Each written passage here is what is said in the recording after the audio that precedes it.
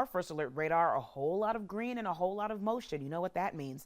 I'm in the first alert weather center with meteorologist Lisa Villegas. Today was a first alert weather day. Looks like tomorrow was another one, though. Yes, so we've extended that through tomorrow morning here, Siobhan, because of the widespread rain we're seeing. Also, flood advisories remain in effect through the 8 o'clock hour for those across Mecklenburg County, Union County. So it makes sense that we have extended this. Just want to give you a heads up on the possibility of more of this accumulation happening by tomorrow morning. So here's what we're seeing right now. The majority of us across the state, covered in green, covered in those bright colors. In fact, these rain bands are slowly working their way out towards the west. So at one point, I mean, we definitely had some low visibilities, blinding rain.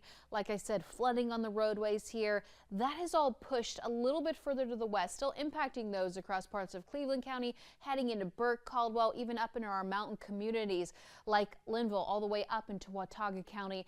That's where we're seeing the heavy rain. Now, it doesn't mean the rest of us completely in the clear. I mean, we're still adding up those rain totals. Like I said, Union County, you are under this flood advisory through tomorrow morning.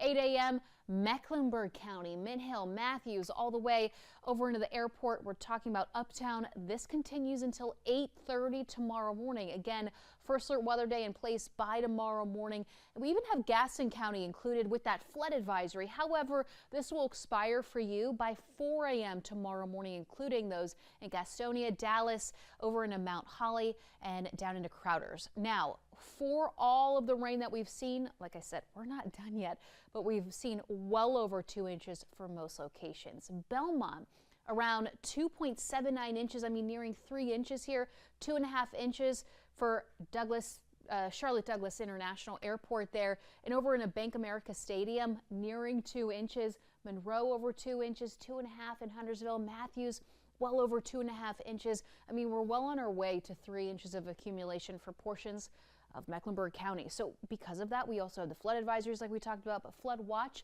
this remains in effect until tomorrow morning, highlighted for those in green. And this is where we have the possibility of around 2 to 4 inches in total, with those isolated locations like we talked about, potentially up to 5 inches. So we'll see what we accumulate through the day tomorrow as well. On top of that, wind speeds are gusting. So it is windy out there. Rock Hill, one of the higher wind speeds, up to around 37 miles an hour. Outside of our viewing area, Greensboro, for example, 38 mile per hour wind speeds. Charlotte, you're seeing winds gusting up to around 32 miles an hour. These wind speeds will hold steady throughout the evening. However, they will taper off overnight, but we do have this wind advisory in effect until around 2 a.m. tomorrow morning. So watching for some power outages here. We've seen a lot of rain. The trees are very heavy, so not even ruling out a down tree or two as well. But the good news is I haven't really seen winds gusting up to around 45 miles per hour.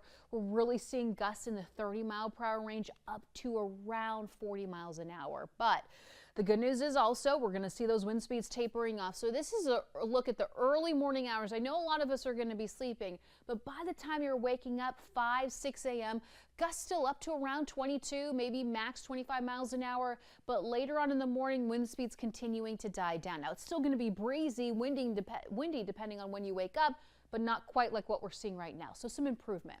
Now, as we fast forward 2 a.m., rain, that low continues to move out towards the west. With it, we're going to see some clearing at times, so some lulls in the activity. However, doesn't mean we're completely done. Still watching for some wraparound rain with that low, so some light rain at times, cloud cover in place.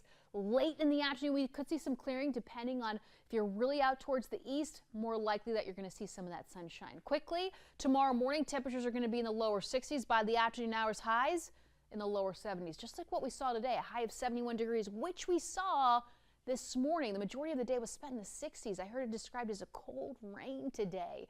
Now, as we take a look at the 7-day forecast, we will see more sun breaks, especially in the afternoon hours, like Wednesday, Thursday, Friday. By this weekend, we are expecting a little more sunshine as those afternoon highs return into the upper 70s and lower 80s. That's a look at what we can expect. We'll be right back after this.